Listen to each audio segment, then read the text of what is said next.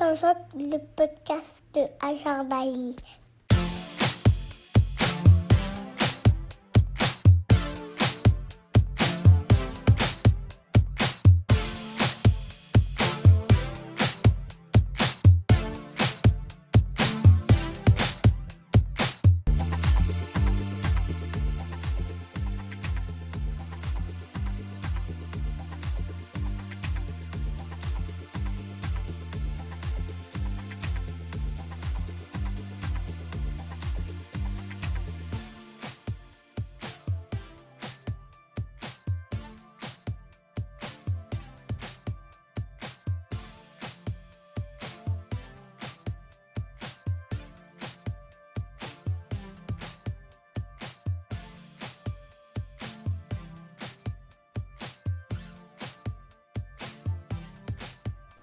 Imen Amani est médecin.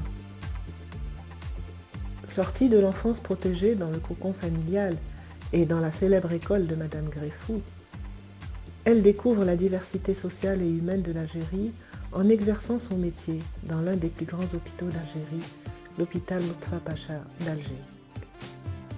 Elle découvre aussi la difficulté d'être femme dans une société misogyne. Alors elle nous explique comment elle s'émancipe en plusieurs étapes. Lecture passionnée et passionnante, silence parfois, sidération devant la mort, et enfin prise de conscience, car elle décide d'assumer courageusement ses propres choix de vie. Écoutons voir. Bonjour Imen. Bonjour. Alors, donc tu es médecin. كيفاش وصلتي للميدecine? Alors, qui fait la médecine? Tout simplement, bon, déjà, quand j'étais jeune, j'étais une élève studieuse. J'ai eu un bac avec une bonne moyenne. Oui. À Bac scientifique. Un bac scientifique. J'ai fait le lycée Alexandre Dumas. Et donc, après mon bac, à l'obtention de mon bac, je voulais faire philosophie, en fait. Je voulais faire quelque chose de littéraire. Et la médecine, c'était pas vraiment une vocation. Oui, pas du tout. Pas du tout, pas du tout. Mais bon, en Algérie, quand on a un bon bac, forcément, les parents, ma grand-mère, Allah yarhama à l'époque, maman, Allah yarhama aussi, ils me disaient, bon, il faut mieux faire médecine ou pharmacie, un truc qui fonctionne ici en Algérie. Ben voilà, je me suis orientée c'est partout, comme ça. d'ailleurs, les matières scientifiques. Non, en Algérie en général. Quand on a un bon bac, ça c'est arrivé à mon cousin aussi, il a eu un excellent bac. Ils ne l'ont même pas laissé choisir, à médecine directement. Donc j'ai fait médecine comme ça, c'était vraiment pas une vocation, c'était pas une obligation non plus. Mon père a réussi à me convaincre, il m'a dit tu peux faire 7 ans de médecine et si tu as envie d'écrire, il y a plein de médecins qui ont eu des prix Nobel en littérature. Donc vas-y, tu peux faire la médecine, comprendre le corps humain et écrire plus tard. Je me suis retrouvée ici à faire à Dergana d'abord. Une expérience assez particulière. C'était quelles années? C'était les années 2007, 2008, 2009. 2008. Voilà, 2007-2008. Voilà. Oui. Et voilà, donc j'ai commencé, j'ai entamé mes études et j'ai fini, j'ai fait médecin, je suis médecin. Tu as fait généraliste? Oui, généraliste, je vais passer, Inch'Allah, mon concours cette année. Concours de? Résident, non? En quoi? J'aimerais me spécialiser. J'ai des idées comme ça, mais... Pour le moment, je me concentre surtout sur les études. Je me dis, il faut l'avoir et choisir après. Je voulais faire psychiatrie, mais en Algérie, c'est trop difficile. C'est pas les études en soi, c'est le milieu, c'est les services, c'est la prise en charge des patients. C'est beaucoup de souffrance déjà des patients. Et de voir la souffrance des patients fait que le médecin souffre lui-même. Et de se dire qu'il ne peut pas faire grand-chose. On peut pas. La psychiatrie en Algérie reste quand même très tabou. On a du mal à en parler déjà en général. Les patients ont du mal à en parler. Et puis même en tant que médecin, expliquer à un patient qu'il faut aller voir un psychiatre, c'est pas évident. On est une société très déjà où la religion joue un rôle très important et où on ne croit pas forcément à la psychiatrie. Donc c'est pas évident en Algérie, mais c'est une spécialité très intéressante. Mais donc les méthodes traditionnelles et tout, c'est pas une forme de psychiatrie qui m'a... C'est-à-dire les méthodes traditionnelles. Oui, on voit ça. Par exemple, quand j'étais en psychiatrie, je voyais les psychiatres qui encourageaient les parents. Par exemple, quand un parent vient qui n'est pas, je dirais pas analphabète, mais qui ne comprenait pas forcément les mots techniques, et qui nous disait non, mon enfant, on s'opposait pas forcément, enfin les psychiatres ne s'opposaient pas forcément. Au contraire, ils l'encourageaient, mais en lui expliquant que oui, sans sévices, C'est-à-dire qu'il ne faut pas que le raqi touche l'enfant, l'insulte ou lui crie dessus, qu'il lui lise un peu de Coran, pourquoi pas, pour avoir un effet placebo. Donc oui, ici en Algérie, ils encouragent, dans le sens où ils ne découragent pas, mais ils expliquent. Ils expliquent aux parents la manière dont doit être fait. Et donc là, tu travailles à l'hôpital? Oui, je travaille dans les hôpitaux. Oui, exactement. Et, grand hôpital quand même. Oui, grand hôpital. Et donc pendant le Covid, en fait la période du Covid, la Covid a été un peu exceptionnelle pour nous. Beaucoup de médecins ont pris des congés. Oui, parce que beaucoup de services ont été fermés. Donc beaucoup de spécialistes n'exerçaient plus. Mais pourquoi ils ne les ont pas renvoyés sur d'autres Parce qu'il n'y a pas assez de place, parce qu'il fallait vider les services. Donc annuler par exemple des interventions. Il fallait remplacer des services fonctionnels par des services Covid.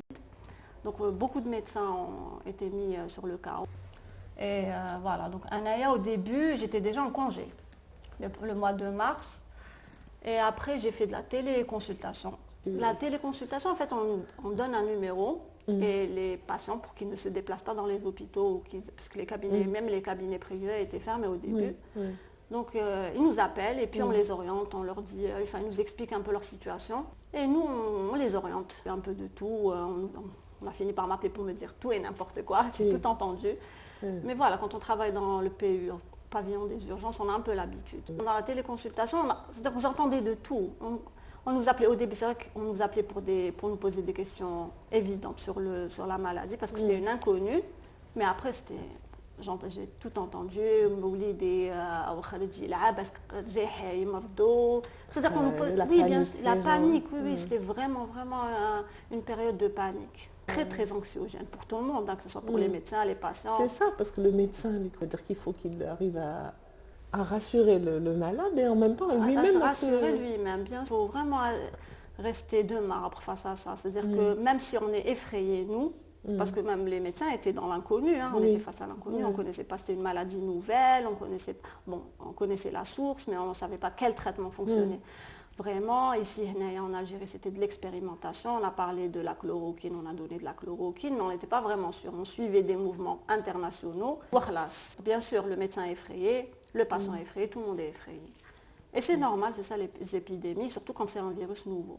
Et maintenant, ça en est où? Maintenant, écoute, ça va beaucoup. Enfin, moi, ce que je constate comme ça va beaucoup mieux. Les hôpitaux commencent un peu à respirer. Même les services commencent à respirer. Il y a des services qui ont été fermés pendant la période et qui reprennent un peu leur activité. Donc ça va. Des opérations qui se font. Oui, on respire. Ce qui est difficile pour nous, pour le moment, en tout cas pour moi personnellement, c'est la camisole. C'est de porter 2 masques, une visière, des lunettes. Ça, pour moi, c'est pénible. C'est pénible. Bon, c'est pas tout le monde qui le fait. Quand même, en quelque part. Parce qu'au début, qu'un neurologue, dès que ça manque, on n'a pas de... Ça manque, oui, bien sûr. Moi, par exemple, je les ai achetés avec mes propres moyens. Bon, on nous donne à l'hôpital, mais ce n'est pas suffisant. Comme je suis un peu paranoïaque et que j'ai un père hypertendu, un fiancé qui est asthmatique, donc je me dis, il vaut mieux me protéger moi-même. Et ça, c'est pénible. Porter 2 masques, une visière, une surblouse, ça, c'est vraiment pénible. Mais sinon, ça commence vraiment, les hôpitaux commencent à respirer. D'accord, tant mieux. Oui. Et tu as repris, tu n'es plus en visio, enfin tu n'es plus... Non, maintenant je suis au pavillon des urgences. Oui. Non, je me déplace pas. Je me suis déplacée au début, parce que après, je vais te raconter. Au début, j'ai fait de la téléconsultation. Mais après, j'ai arrêté et je disais à mon fiancé, écoute, je me sens inutile, je me sens vraiment inutile. Et là, un vieux copain qui est neurologue qui m'appelle et qui me dit, écoute, si tu as envie de faire un peu...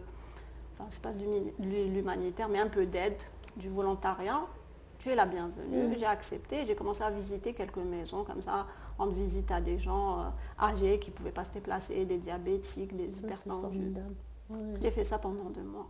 Déjà en tant que médecin, être face à un patient, parce que les patients face aux médecins, ils se livrent totalement. Et c'est là où on voit la misère, vraiment la misère humaine déjà, et la misère que vit l'Algérie, la population algérienne, quand on est dans un hôpital public. On rencontre les gens de tous les horizons. Et là, ils se livrent face aux médecins parce qu'ils pensent que c'est important, comme si que le patient devait la vérité au médecin. Donc on nous raconte des situations que le patient ne raconterait à personne d'autre. Déjà là, face aux patients au pavillon des urgences, déjà, c'est comme si, quand j'avais commencé la médecine, c'est comme si un voile était tombé. C'est-à-dire que je commençais à voir vraiment la réalité humaine. J'ai grandi dans une petite bulle avec 2 parents et ma petite sœur. Voilà.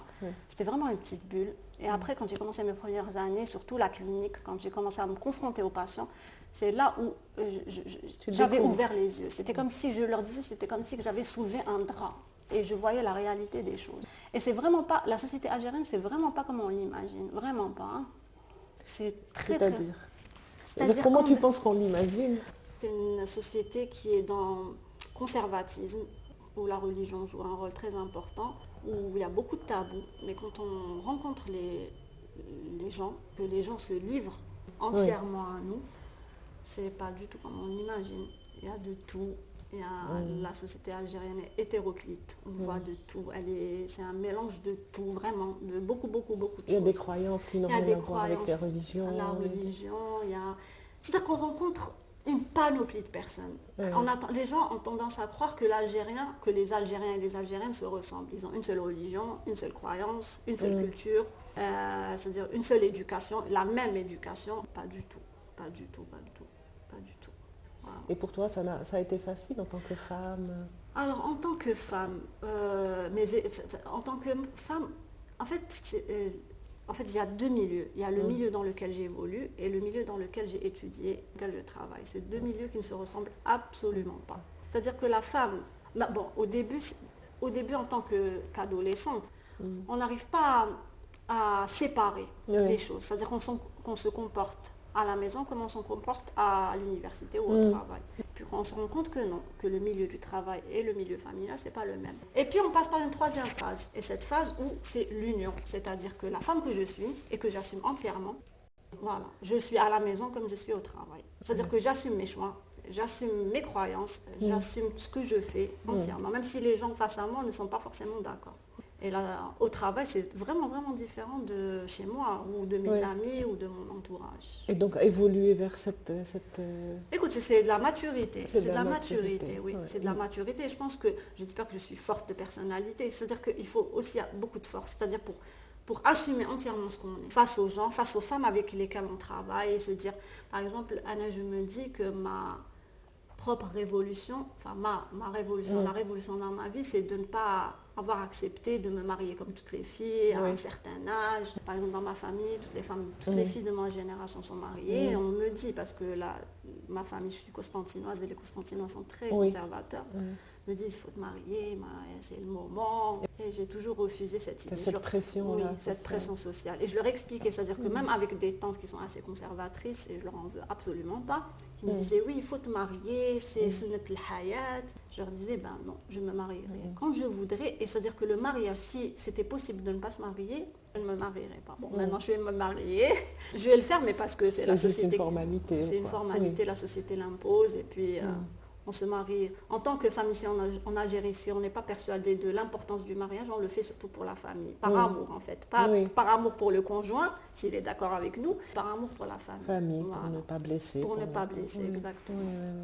Donc il faut le faire, on doit le faire. Après, ça va être les enfants. Il faut qu'ils oui, les enfants. Alors oui, j'ai beau essayer de comprendre la maternité, c'est-à-dire que cette nécessité de se compléter en tant que femme par la maternité. J'arrive pas c'est pas une notion que j'arrive à assimiler. Vraiment pas. Je sais qu'il faut faire des enfants, parce que tout le monde me le dit, c'est devenu comme quelque chose d'ancré en moi. Mais au fond, je n'arrive pas à me convaincre. Oui, mais c'est pas parce qu'on te le dit, puisque tu arrives quand même à vivre comme tu veux. Bien sûr, parce que je pense qu'une femme ne se complète pas par la maternité, elle se complète avec elle-même. La maternité, c'est quelque chose en plus. C'est des choix de vie. C'est des choix de vie, oui, c'est des choix de vie. Mais voilà, je pense faire des enfants, pas pour le moment, mais je pense en faire. J'y pense pas trop en fait, parce que ça me stresse, vraiment, ça me... Parce que voilà, parler de femme, c'est forcément parler d'enfant. Non, pas du tout. C'est quand tu as dit mariage, tu dis obligation du mariage, ça doit être pour ça. Non, ce que j'essaie de dire, juste que tout le monde le dit, c'est-à-dire qu'une femme se complète par la maternité, ça c'est totalement faux. On ne se complète pas par la maternité, on se complète d'abord en tant qu'être humain. Peut-être qu'on s'emprisonne aussi quelque part. Oui. Vu que dans nos foyers, on sait très bien que c'est la femme qui va être... C'est la femme qui gère tout, oui. C'est la femme qui gère tout, qui fait tout. Et ça m'étonne qu'on dise, ouais, c'est le sexe faible. Comment on peut dire que la femme, c'est le sexe faible? J'ai accouché, j'ai assisté à 3 accouchements il y a 2 jours, et je voyais cette souffrance, comment on essayait d'extraire l'enfant, et la mère qui criait. Je me disais, comment on peut traiter la femme de sexe faible? D'abord, elle est enceinte pendant 9 mois. La grossesse n'est pas du tout facile. Ensuite, l'accouchement, l'allaitement qui est douloureux. Ensuite, l'éducation. Comment on peut dire que la femme est le sexe faible? Ça, j'arrive pas à le comprendre. Peut-être c'est justement parce qu'elle n'est pas le sexe faible qu'on le dit. On le dit peut-être. Oui. Peut-être. Et j'ai une amie qui me disait, à partir du moment où mon premier enfant est né, je n'ai fait que penser à sa mort. Elle m'a dit que personne ne le dit. Elle dit la peur indique de perdre cet être cher que tu viens de mettre au monde. Elle m'a dit c'est terrible et ça y est, la vie change quoi, tu n'es plus la même. Exactement ce que me disait ma soeur qui avait un enfant il n'y a pas longtemps. Elle me dit c'est un amour qui se crée et cet amour est tellement effrayant. Tu es face à quelque chose d'énorme et on ne te prépare pas à ça, à aimer quelqu'un plus que ta propre vie. Et ça, personne ne prépare les femmes à ça. On ne te le dit pas. On ne te le dit pas, on ne te le dit pas. Et ça, ma soeur me l'a dit. Elle m'a dit, je suis vraiment face à quelque chose d'énorme. D'énorme. Ça aussi, c'est une preuve de la force des femmes, de tenir. Tenir ça. Et dans notre société, c'est pas facile parce que les sociétés changent. L'éducation fait que les femmes vont à l'école, elles travaillent plus que les hommes. Tous les métiers se féminisent, que ce soit la santé, l'éducation, l'administration. Et là, les femmes font tout. Elles travaillent, elles éduquent, elles ont des enfants, elles font tout ce qui est à faire à la maison. Oui, elles s'occupent du mari. Elles s'occupent du mari qui a un autre bébé. Écoute, moi, mon père, il a toujours... Je dis que dans ma révolution en tant que femme, c'est-à-dire mes choix et tout, tout ce qui ont fait de moi aujourd'hui ce que je suis, il y a eu deux hommes. Il y a eu mon père d'abord, qui m'a toujours encouragée à faire ce que je voulais, quand je le voulais. C'est-à-dire à encourager mes propres choix, mon libre arbitre. Et il y a eu mon fiancé qui m'a montré des choses que je n'avais pas vues avant. Parce que je le disais tout à l'heure, je vivais dans un petit cercle. Donc je suis issue d'une petite famille.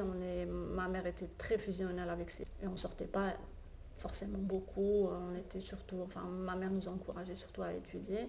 Et puis voilà, donc il y a mon père qui m'a encouragée à choisir, à faire mes propres choix en fonction de personne.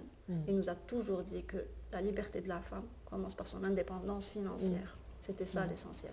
Il disait fais tes études, travaille, et là tu seras une femme libre. Après tu pourras faire comme Après tu feras tout ce que tu voudras. C'est ça l'essentiel, ton indépendance financière. Et puis il y a mon fiancé qui est arrivé et qui m'a fait découvrir plein d'autres choses, déjà parce qu'il est dans le milieu de la culture. Et moi j'étais une scientifique qui était dans le domaine médical. Voilà, j'ai rencontré plein de gens intéressants, plein de personnes, j'ai fait plein de rencontres, j'ai fait plein d'expériences extraordinaires que je n'imaginais même pas faire il y a quelques années. Et la culture, donc tu es passé quand même, tu t'intéresses toi aussi. Oui, moi je m'intéressais déjà, je t'ai dit au début, quand j'ai eu mon bac, je voulais faire philo, je voulais faire de la littérature déjà, donc j'avais commencé à lire déjà. Je sais que tu es une grande lectrice, on a beaucoup évoqué ensemble des romans et des auteurs. J'avais commencé à lire à l'âge de 11 ans, quand je suis arrivée au collège. Quand je suis arrivée au collège, ma prof de français avait convoqué mes parents, elle leur a dit, écoutez voilà... votre fille, elle a un problème, elle fait plein de fautes d'orthographe, c'est pas normal. Donc ils ont dit qu'elle est dyslexique, il y a un souci, mes parents ont commencé à paniquer. En fait, c'était rien du tout. Donc mon père, qui est un grand lecteur, qui a une bibliothèque énorme, l'image que j'ai de mon père, c'est toujours sur un fauteuil ou dans sa chambre en train de lire un livre, qui me dit, écoute ma fille, la solution c'est de lire. Et puis même mon prof de français à l'époque m'avait encouragée, elle m'a dit, écoute, je peux te conseiller des romans faciles à lire, intéressants. Tu commences par la lecture, on verra l'évolution. Donc j'ai commencé à lire à l'âge de 11-12 ans à peu près. J'ai commencé par lire des romans, des classiques bien sûr. Elle m'avait conseillé, si je me rappelle bien, c'était... je sais que j'avais commencé avec Zola. Zola. Donc je ne sais pas si c'était Au bonheur des femmes, des dames, pardon, Au bonheur des dames. Ouais, je crois que c'était Au bonheur des dames. Moi j'ai commencé par Germinal. Ah oui, Germinal, je l'ai pas lu, je reconnais. Mais moi je me souviens, je pleurais quand... la scène finale, au fond de la nuit. Ah oui. Je pleurais, mais alors, tu sais, moi, le seul livre qui m'a fait pleurer, et c'est bien Steinbeck, Des souris et des hommes. Ah oui, d'accord. Oui, c'est une histoire des hommes. Oui, Des souris et des hommes, c'était l'histoire d'une amitié entre deux hommes. Un peu simplé, gros baraqué qui était un peu simplé. Bon, l'histoire, je ne raconte pas l'histoire qui finit très mal, mais ça m'avait donné des frissons. J'ai pleuré. C'est vraiment le seul roman qui m'avait fait vraiment pleurer. Et tu étais jeune quand tu l'as lu? Oui, j'étais jeune. Je me souviens que c'était l'été de mon anniversaire, c'était l'été de mes 14 ans. Oui, j'étais jeune. Ouais. J'avais enchaîné, en fait, j'avais commencé par Zola, donc j'ai adoré Au bonheur des dames. C'était une histoire d'amour qui finit bien pour le personnage principal, surtout. En plus de ça, même Zola, dans son roman, il raconte l'émancipation d'une femme. Enfin, c'est une femme qui travaille, qui était indépendante. À l'époque, c'était pas quelque chose de particulièrement... C'était rare. Et du coup, j'avais commencé avec Au bonheur des dames. Donc je me suis dit, bon, je vais enchaîner avec Zola. Et j'ai lu Nana. Et là, après, je me suis dit, bon, tu arrêtes Zola, tu lis autre chose. Et bon, avec les conseils de mon prof de français et de mon père, j'ai enchaîné les classiques. Donc voilà, après Zola, j'ai lu du Maupassant, bien sûr. Et donc au collège, on commençait déjà à nous obliger à lire. Mais moi, j'étais déjà dans la lecture. J'avais commencé, je commençais à apprécier. Et puis ce qui était bien à l'époque, c'est que étant enfant, c'est vrai qu'on s'intéresse. C'est vrai que maintenant, si je lis Au bonheur des dames, peut-être que j'aurais pas les mêmes sentiments que j'avais eu à l'âge de 11 ans. Mais quand on est jeune, on veut des histoires. On veut connaître comment va évoluer un personnage. Qu'est-ce qui va lui arriver? Est-ce qu'il va mourir? Est-ce qu'il va finalement, est-ce que le personnage principal va épouser l'homme qu'elle aime ou la femme qu'il aime? Bref, donc c'était ça. On ne s'intéressait pas à l'aspect psychologique ou philosophique du roman. C'était surtout l'évolution des personnages. C'était les faits. C'était l'histoire, exactement. Donc c'était surtout des romans que je lisais à l'époque. J'ai commencé par les classiques français. Et puis un jour, un été, je vois mon père qui lit un livre assez vieux. Je dis, papa, qu'est-ce que tu es en train de lire? Il me dit, comment ça, tu connais pas? Je dis, non, jamais vu. C'était un nom imprononçable. Je dis, c'est quoi ce nom? Et il me dit, comment ça, on t'a pas... J'étais au lycée, elle parlait de Dostoïevski. Je dis, non, personne ne va parler de Dostoïevski. Il m'a dit, écoute, on les découvre comme ça par hasard, oui. Il m'a dit, écoute, tu devrais commencer à lire. C'est très intéressant. C'est un des grands auteurs russes. Donc, je lui dis, qu'est-ce que tu me conseilles? Parce qu'après, je suis partie à la bibliothèque. J'ai vu 3 ou 4 romans de Dostoïevski. Il me dit, si tu as envie de commencer, tu commences par lire Crime et Châtiment. Voilà, donc je commence à lire du Dostoïevski. Et là, ça a été l'amour littéraire de ma vie. J'ai adoré. C'était la révélation, vraiment la révélation. Et surtout que j'ai commencé à lire ces romans et après j'ai commencé à faire des recherches. Parce que étant adolescente, les personnages, je le disais, c'était l'évolution des personnages. Là, je cherchais le sens caché du roman. Pourquoi Dostoïevski a écrit ce livre? Pourquoi Raskolnikov,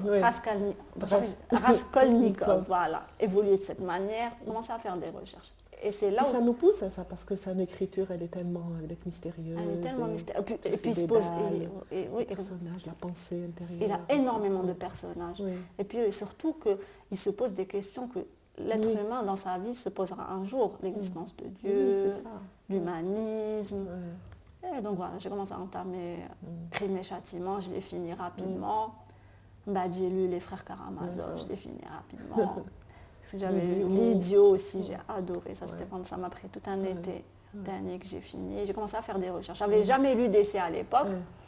Et donc, en lisant L'Idiot, je voyais mon père toujours en train de lire un livre qui s'appelait...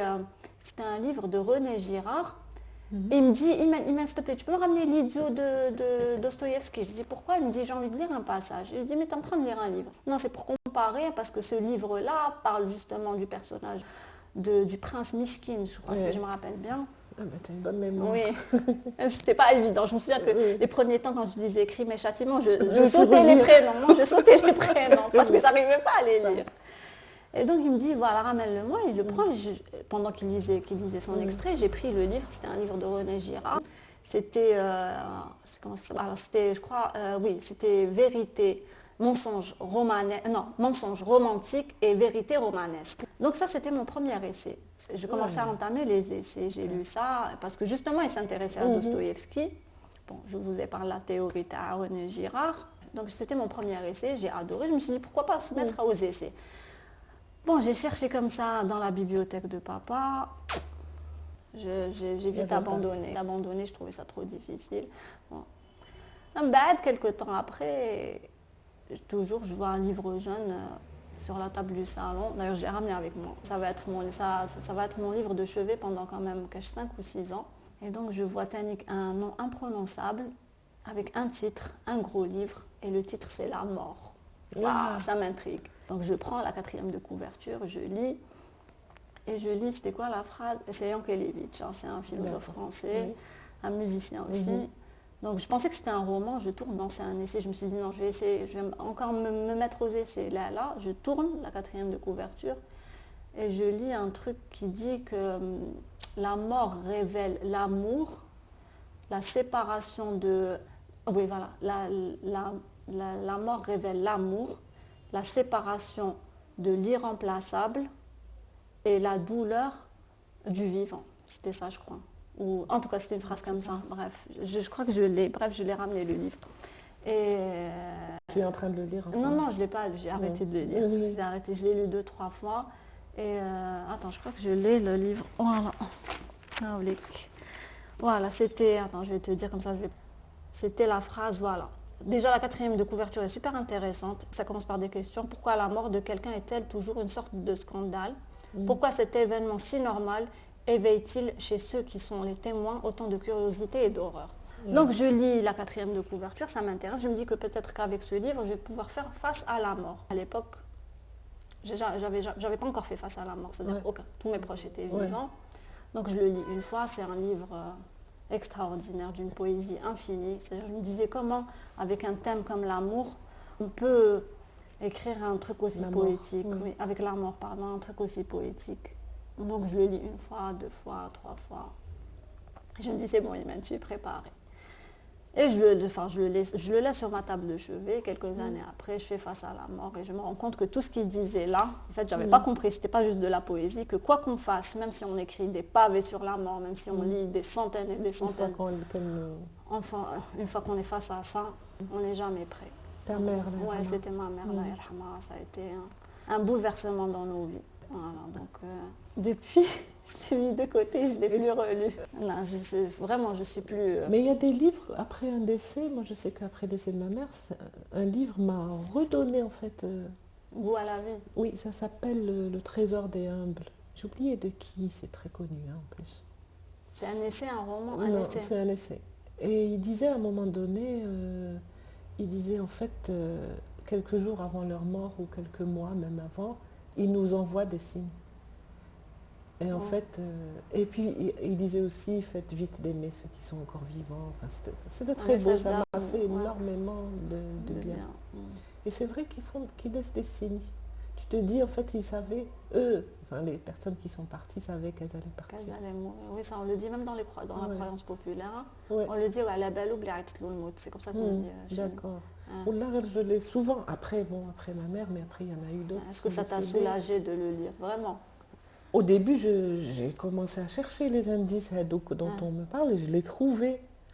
Oui, mais bon, ça soulage pas. Surtout le premier décès. Surtout le premier décès, quand c'est quelqu'un la mère, oui, la mère, c'est pas du tout évident. On n'est jamais prêt, en fait. On n'est jamais prêt à la perte de la maman ou du papa. Et après, une fois que le premier décède, tu as l'impression que tu n'attends plus que le décès des autres. C'est-à-dire que tu es dans la frayeur, dans l'inquiétude par rapport au suivant. Au suivant, c'est ça. Bon, en tout cas, moi, ça a été une rupture dans ma vie, le décès de ma mère. Il y avait l'avant et l'après. Ça m'a bouleversée, j'étais totalement perdue. Ma mère, c'était un point d'ancrage. C'était la fille aînée en plus. Oui, je suis la fille aînée. Bon, entre moi et ma soeur, il y a juste une année différente. Mais tu étais très proche de ta maman, enfin bien sûr. Ma mère avait une relation fusionnelle avec nous, vraiment fusionnelle, oui. Elle n'avait pas... C'était nous, ses filles, au classe. Il n'y avait rien d'autre. Mais bon, c'était difficile, mais on surmonte. C'est ce que je dis toujours. Elle a perdu une maman, on arrive à continuer à vivre. Donc... Peut-être qu'après, on se dit, il n'y a pas de raison de ne pas faire ce qu'on a envie de faire aussi. Exactement. Peut-être que ça donne plus de force. Plus de volonté, oui. Ouais, plus de liberté aussi. Plus de liberté, oui. C'est vrai, c'est vrai, plus de liberté, oui. Ouais. Ça fait combien d'années? Elle est morte il y a 6 ans.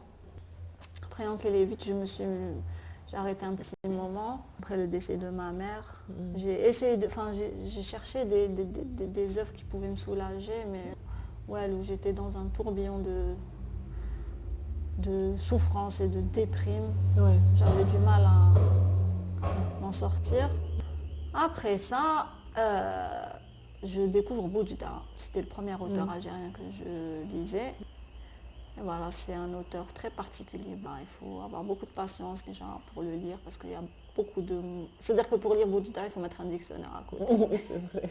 Il y a des romans de Boujda que j'ai adorés. Oui, j'ai pas trop lu les derniers, mais... Moi aussi, les derniers, j'ai pas lu les derniers. J'ai lu La Répudiation, bien sûr, L'escargot entêté aussi, Le journal d'une femme insomniaque. La pluie, Le journal d'une femme insomniaque. Le journal d'une femme. D'ailleurs, c'était le premier que j'avais lu. Ça m'avait intéressé. Je connaissais pas Boujda et donc je regardais dans la bibliothèque et je vois le journal d'une femme et je vois Rachid Boujda. Après, je me suis dit, oh, et je vois la première personne. Ça m'avait un peu ça m'avait intrigué qu'un homme écrive à la première personne. Et en arabe, je crois qu'il a écrit. Alors, moi, je l'ai lu en français. Non, je crois que c'est en français. C'est pas une traduction. Ah, là, c'est lui qui a participé à la traduction. Peut-être c'est l'inverse. Peut-être qu'il a écrit en français. Enfin, je ne sais pas, je ne connais pas l'historique. S'il a écrit en arabe et traduit en français ou là le contraire. En tout cas, c'était son premier. C'était le premier. C'était un petit recueil. C'est vraiment un style particulier parce que c'est des phrases courtes. C'est un rythme très saccadé, rapide.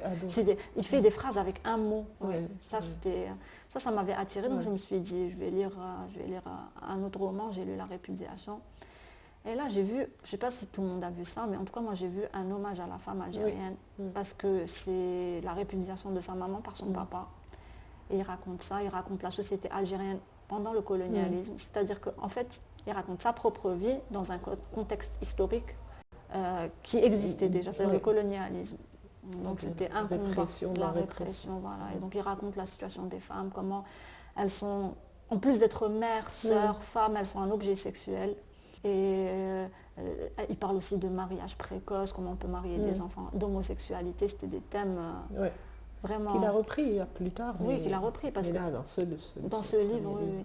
Boujda travaille en cercle, en fait. C'est un cercle, il tourne autour, il tourne, c'est toujours les mêmes thèmes. Donc j'ai lu La Répudiation, L'insolation, L'escargot entêté. J'ai essayé de lire le dernier, je crois que c'était Le figuier de Barbarie. Ah, donc je ne l'ai pas lu. J'ai pas vraiment accroché. Parce que j'ai trouvé que c'était... Quand je l'ai lu pour la première fois, je trouvais ça nouveau. Vraiment nouveau.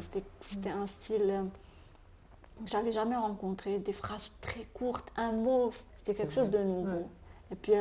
Et puis raconter. Je lisais des romans sur des Français, sur des Russes, et je me suis retrouvée à lire un roman sur des Algériens, sur des Algériennes, comment on vivait en famille, le patriarcat. Donc ça, j'ai trouvé ça intéressant. Bon, après Boujda, je reconnais que j'ai pas lu vraiment d'auteurs algériens. J'ai lu Kamel Daoud, bien sûr. Tu n'as pas lu les anciens, je veux dire, les Mamri, Pharaon? Non. Oui. Mohamed Dib? Non, je n'ai pas lu. Non. Je me suis arrêtée à Boujda et puis les actuels, j'ai lu Mohamed. Moi aussi, j'ai mis longtemps, quand je suis plus âgée que toi, mais quand j'avais à peu près ton âge, je pense que j'étais pas...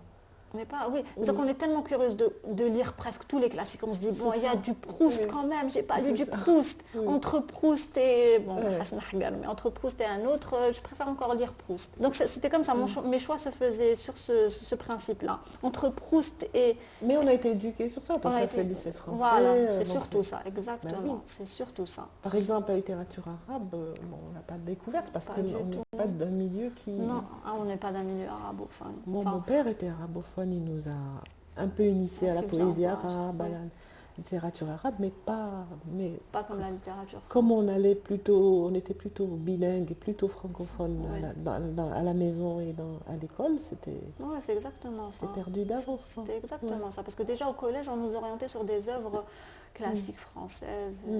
Donc on ne nous disait pas lis, tiens, Mohamed Dib, lis Mohamed Dib. Donc ça s'est fait bien après. Boujda, je l'ai lu par ma propre initiative. Je l'ai pris et puis je l'ai lu. Et c'est vrai que, puisqu'on nous a je dirais pas formaté, c'est abusé, mais orienté à l'adolescence, on reste sur la même lignée. On a du mal un peu à... Bon, j'ai lu des auteurs algériens, j'ai lu Chouki Amari, bien sûr. Je l'ai lu, j'ai lu Kamel Daoud, je le dis. Ça, c'est quand même... important, c'est quand même maintenant devenu des auteurs. Oui, je pense qu'il faut s'intéresser aux auteurs actuels qui sont vivants et qui produisent. Bon, j'ai lu aussi, si, quand même. J'ai lu aussi, qu'est-ce que j'ai lu? J'ai lu Morsure, non, comment ça s'appelle, Sarah Haïdar. Sarah Haïdar, oui. J'avais commencé. La morsure du coquelicot. Mais j'avais pas, j'avais lu Samir Toumi. L'effacement. Non, l'effacement, non, il paraît qu'il est intéressant. Dans le cri, j'ai compris qu'il était dans la littérature intimiste, dans le jeu. Moi, je voulais un peu sortir de ça. Et même Kamel Daoud, il est un peu bon. Il n'écrit pas je, moi, mais il y a un peu de ce qu'il est. Par exemple, chez Kamali, il n'y a pas. On ne retrouve pas ce qu'il est, pas du tout. C'est de l'imaginaire, de l'imagination foisonnante, folle, exactement. C'est pas du tout ce qu'il est en tant qu'Algérien, c'est de l'imaginaire, de l'imagination. Mais il est, enfin quand on le connaît, il est aussi comme ça, il a une imagination. Oui, il a une image. Mais c'est-à-dire que si quelqu'un ne le connaissait pas, il prend son livre, ça ressemble pas à ses chroniques, enfin si, un peu, peut-être assez, pas ses chroniques, assez feuilleton, ramadanesque, qu'on les attend. Ouais. Mais voilà, j'en avais un peu marre de moi, moi. Et depuis quelques années, j'avoue que j'ai un peu freiné la lecture. J'ai plus le temps, déjà depuis le décès de ma mère. Plus vraiment, on se retrouve un peu dans un cercle vicieux entre les embouteillages, le travail, la maison, le net, tout. Donc, je sais pas. Et puis le téléphone, Internet qui nous gâche. Qui nous gâche, c'est vrai. Totalement. Ouais. Mais quand même, ça fait du bien des fois de revenir. Quand on a un bon livre aussi. Bien sûr. C'est-à-dire que là maintenant, on ne peut pas dire n'importe quoi. Non. On avance, plus on se dit, ça y est, ce type de livre, j'arrête, exactement. On veut du nouveau, on veut quelque chose qu'on n'a pas vu, qu'on n'a pas lu. Qui nous porte, qui nous fasse du bien. Et les auteurs algériens, dont tu parles, en tout cas, moi je trouve que j'avais une amie sociologue qui me disait, plutôt que faire de la sociologie, je préfère lire les auteurs. Et je trouve que la littérature, elle me dit, donne une image de la société et rend compte de moments historiques de manière plus intéressante que la sociologie ou l'anthropologie qui est là en train d'analyser des peuples en se mettant, si tu veux, en extérieur. Exactement, je suis entièrement d'accord. D'ailleurs, je parlais tout à l'heure de René Girard qui avait écrit sur le désir mimétique et c'était basé pas sur la société, c'était basé justement sur les personnages des livres pour analyser la société et décrire ce qui ça a son concept de désir mimétique. On n'a pas, c'est-à-dire on croit, quand on désire un objet, on croit que c'est notre propre volonté, mais en fait, non, c'est pas vrai. Elle est mimée à la volonté de quelqu'un d'autre, pour imiter quelqu'un d'autre. Donc, il est parti lui aussi sur des romans. Et ça, je suis entièrement d'accord. Il faut lire pour comprendre la société, pour l'étudier, l'analyser. Quand un auteur écrit sur sa propre société, sur son vécu, ou sur ce qu'il a vu, ou sur ce même si c'est une fiction, même s'il croit être passé par l'imagination et tout, il y a toujours quelque chose qui nous donne la réalité. Quand tu lis l'âne mort, tu te dis, bon, c'est complètement invraisemblable, mais en même temps, si, ça rend tellement compte des rapports entre les gens. Oui, c'est vrai.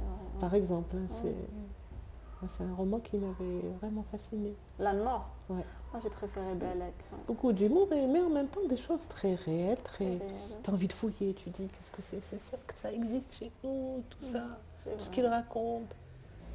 Et donc, en dehors de la littérature, tu as beaucoup de champs d'intérêt, il me semble, ce que tu m'as dit au début. Vraiment, dans la littérature, c'est vrai, au début, j'aimais beaucoup, j'aime toujours. Le cinéma. Avoir le temps de lire. Le cinéma, alors oui, comme tout le monde, je crois, avec les écrans qui sont multipliés. On a des téléphones, des télés, de la télé, un PC, on a des écrans un peu partout. Donc on est forcément orienté, notre regard est forcément orienté vers un écran. Donc oui, le cinéma. Alors le cinéma, comme tout le monde, j'ai commencé par voir des films américains. Et puis... comme je vais très souvent à Constantine, moi, ils sont branchés Bollywood. Cousine qui était branchée Bollywood. Et donc, du coup, j'ai commencé à regarder des films. Bon, c'est vraiment des films absurdes. Mais les décors, les couleurs, les chants et tout, la musique, la danse.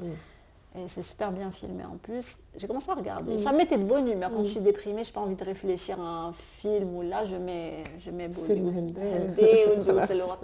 Et il y a quelques années, j'ai découvert le cinéma algérien. Alors pour moi, le cinéma algérien s'arrêtait à Taksim Marfé, à Omar Gatlato et à Rachida, le dernier film que j'ai vu avec mes parents au cinéma. C'est tout. Pour moi, c'était ça le cinéma algérien. Et puis non, j'ai découvert que le cinéma algérien avait beaucoup de facettes, beaucoup de réalisateurs et d'auteurs et de cinéastes qui avaient beaucoup de talent. C'est dommage. C'est toute une génération, comme pour la littérature, qui est en train de se renouveler. Exactement, tout se renouvelle et puis il y a tellement de choses à découvrir. C'est dommage que les gens ne connaissent pas. Qu'on n'ait pas accès, oui. On n'est pas accès, que les gens ne connaissent pas. Ils sont plus télé au lieu de quand tu leur dis oui, il y a un film algérien qui est intéressant, qui parle de toi, de ta sœur, c'est nous. Ah, ça n'intéresse personne. Et puis ils te disent voilà, je voulais voir un film, mais Melki touche. Où est-ce que je peux le voir? Voilà, ils ne sont pas accessibles. Et ça, c'est dommage. Les jeunes de 20, 22 ans, beaucoup ne vont pas à la mosquée, mais dans leur tête, la femme reste la femme. C'est-à-dire que c'est... Je ne sais pas si c'est par culpabilité, je dis bon, c'est-à-dire que mansalish et tout, mais bon, ça reste dans ma tête.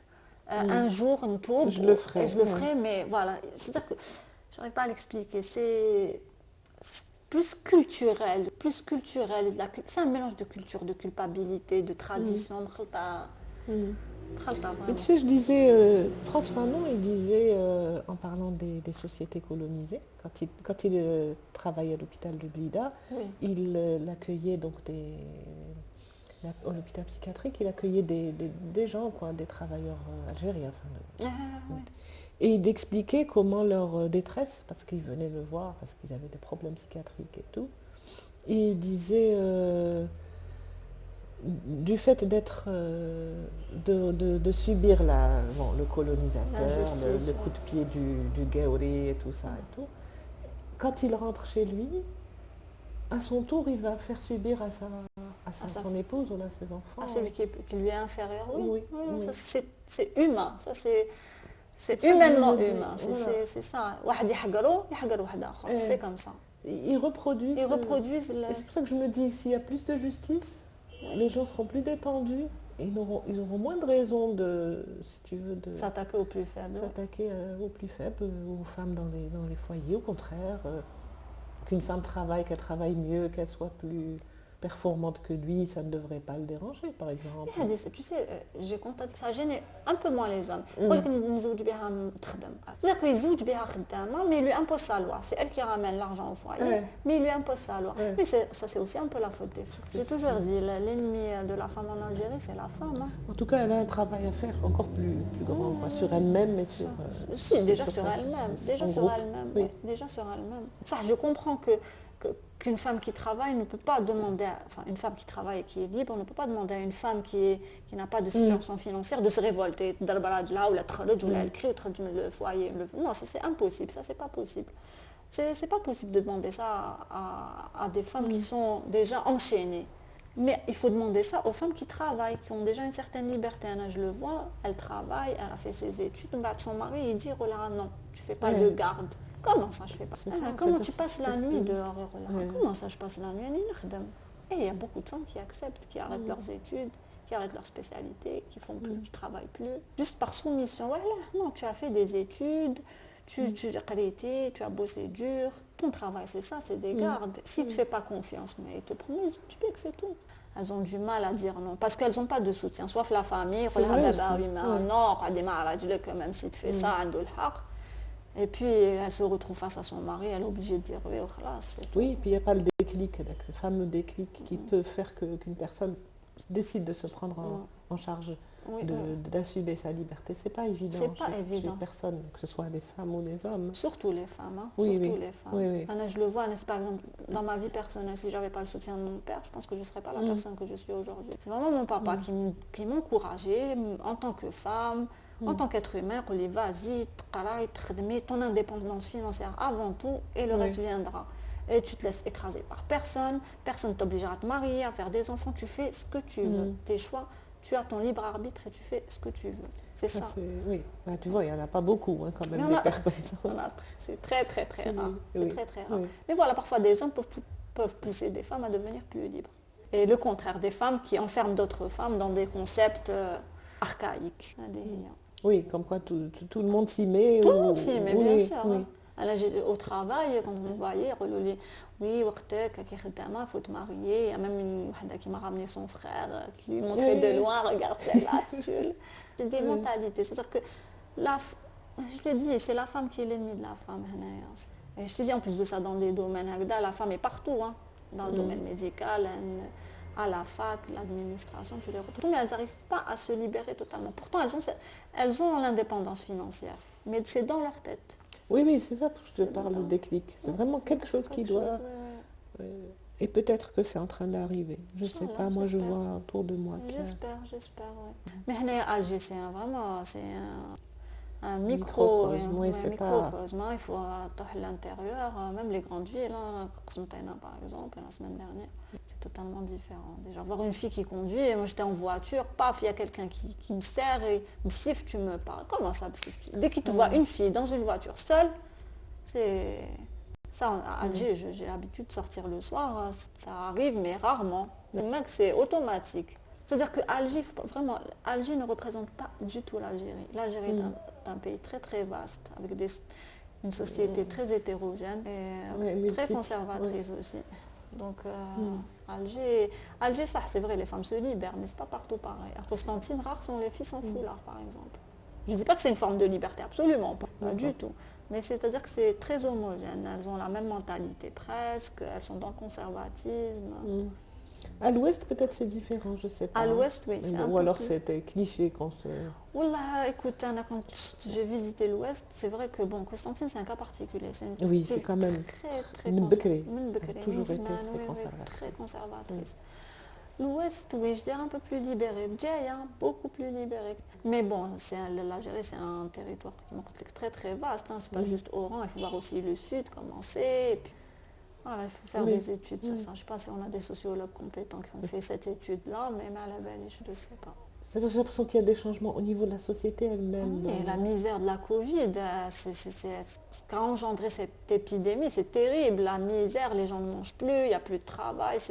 On est en pleine crise sociale. Je pense que c'est la crise sociale qui va déclencher un deuxième hirak. C'est ça, c'est la misère. Je dis que toute révolution mène vers quelque chose de bien ou de mal, mais mène vers quelque chose. Un peuple qui se révolte, c'est déjà un peuple qui est en colère. Et sa colère peut mener vers quelque chose de bien ou de mal. Tant que la population n'est pas satisfaite et qu'elle est plongée dans la misère, j'espère que ça va donner, qu'on va vers de bonnes choses. On reste optimiste, je reste optimiste. Je me dis, on va aller vers de bonnes choses. C'est pour ça que on me dit pourquoi tu n'as pas quitté le pays. Voilà, tu n'es pas parti. D'ailleurs, c'est une question qu'on pose souvent à tout le monde. Je leur dis, je me vois très mal vivre ailleurs. Que l'Algérie, on l'aime et on la déteste en même temps. C'est un flux d'amour et de haine qui va et qui vient comme ça. Et quand on est ici, on est malheureux. Quand on est loin, on est malheureux. Je crois que c'est dans le cri, justement. Samir Toumi qui disait, il était à Tunis et il nous avec le serpent. Il dit avec le pays qui l'appelle. Oui, c'est vrai. Exactement. Fou, Tu vois, on a tous le même sentiment. Et est-ce que d'autres pays ont vécu ça ou bien je ne sais pas. J'ai l'impression que c'est propre à nous. Vraiment, j'ai vraiment l'impression que c'est un sentiment. Il n'y a que les Algériens qui l'expriment. C'est aussi conditionné par notre histoire, tout ce qu'on a vécu, tout ce qu'a subi ce pays. Peut-être, oui. Peut-être, mais c'est vraiment un sentiment particulier. On n'a pas envie de rester, mais en même temps, on n'a pas envie de partir. C'est ça. Et quand on part, on est malheureux. Quand on est ici, on est malheureux. Quand on part, on est malheureux. L'Algérie, c'est l'attraction et la répulsion en même temps. Et tu penserais à... Est-ce que, par exemple, imagine qu'on arrive à construire une démocratie, idéale, un pays et tout, et qu'on te demande de proposer quelque chose, une mesure, tu vois, immédiate, pas trop chère, faisable tout de suite, qui change la vie, qui améliore la vie. Qui améliore la vie à long terme. Enfin, moi, je dirais l'éducation, sans hésiter. C'est l'éducation. Faire des enfants d'aujourd'hui des parents cultivés de demain. C'est vraiment travailler sur ça. C'est-à-dire rechanger la structure de l'école. L'école, faire des enfants plus libres, plus cultivés. Il faut voir le programme algérien, comment il est bourre, c'est un bourrage de crâne. Il laisse l'espace à l'enfant, ni à la création, ni à l'épanouissement. Vraiment, c'est du bourrage de crâne, de l'étouffement. C'est changer ça.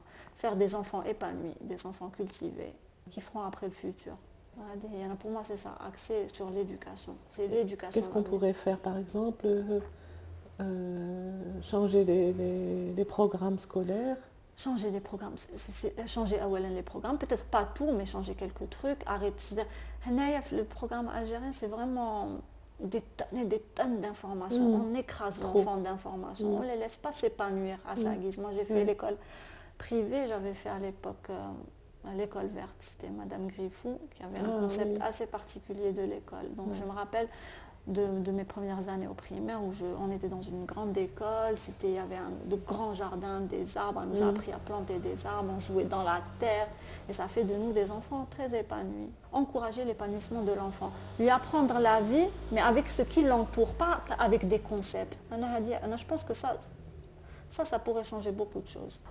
Elle avait une petite école, on était au milieu de la forêt de Ben Aknoun. Donc elle nous a encouragés à lire. Déjà, au primaire, on lisait du Mahmoud Darwish, t'imagines. Mais c'était pas genre tu lis Sif Mahmoud Darwish, non. Elle avait une technique. Elle te pousse à le lire. Puis on était dans pleine nature aussi. Il y avait des arbres, on plantait des arbres.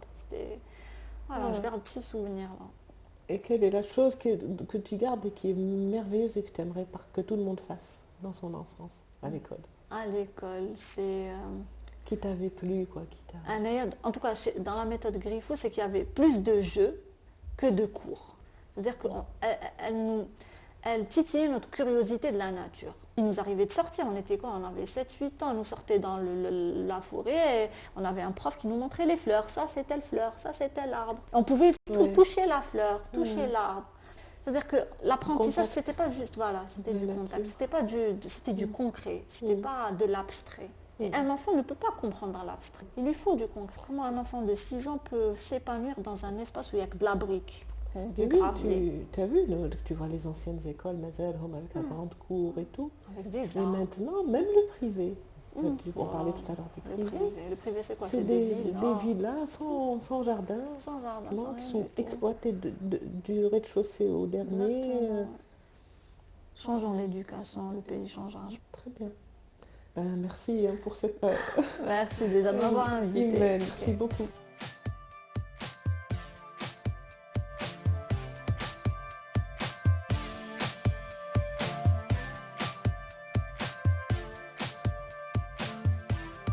Tangente, c'est terminé.